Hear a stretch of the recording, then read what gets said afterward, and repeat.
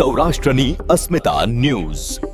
જેતપુરમાં રખડતા ઢોરનો કહેર, ખૂંટિયાએ બાઇક સવાર દંપતીને ફંગોળ્યા, હાલત ગંભીર। તંત્રની ઘોર નિંદ્રા અને રખડતા ઢોરના આતંકના કારણે વધુ એક પરિવાર મુશ્કેલીમાં મુકાયો છે।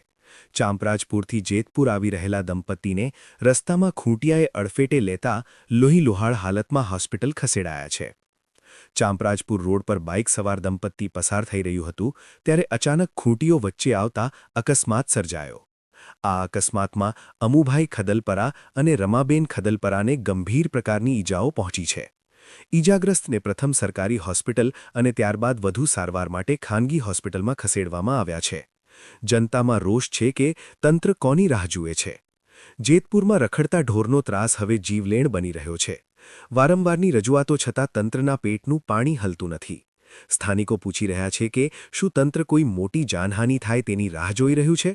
બનાવની જાણ થતાં જ જેતપુર પોલીસ કાફલો હોસ્પિટલ દોડી ગયો હતો અને દંપતીની સ્થિતિ જાણી આગળની કાયદેસરની કાર્યવાહી હાથ ધરી છે।